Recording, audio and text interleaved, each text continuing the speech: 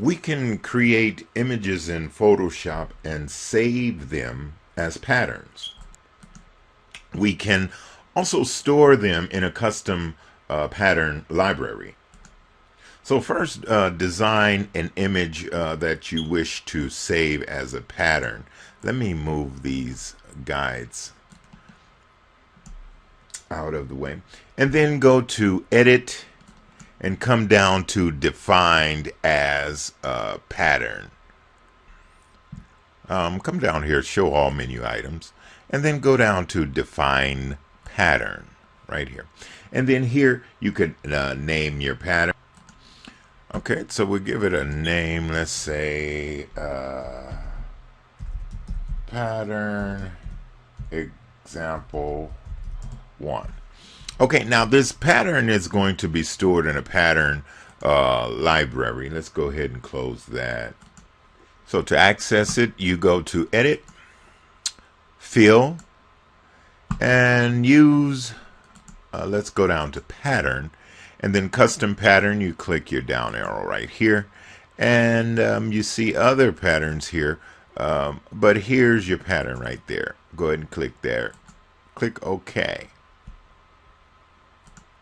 Okay, so say you wanted to use this pattern in another image.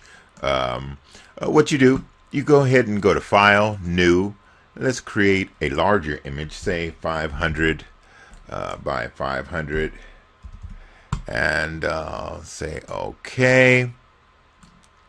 Let's pull this over here so we could get a good view. Okay, so what we'll do is we'll go to Edit, Fill, and then you want to make sure you want to use Pattern here. And then this is the custom pattern that we're using, and say OK. Voila. Look at that.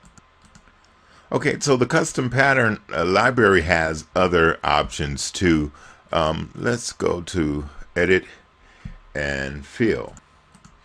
Okay, so click right here, this arrow right here, and then when the pattern library open, you have this little arrow right here which offers more options.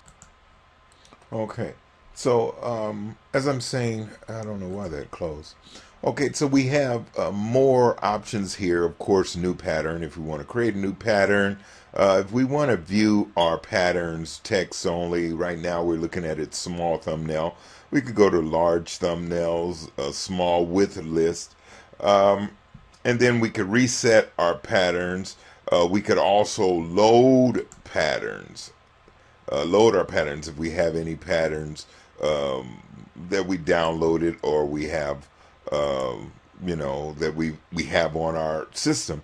We could load those patterns. We could save, we could replace, and then here are some custom patterns here that comes with Photoshop. Let's say nature patterns. Let's go ahead. It will ask you if you want to replace or if you want to append. I want to add to. Append means to add to. Okay, so I have these few more that were added to the already loaded patterns that I have. Okay, so that's how the patterns work here in Photoshop.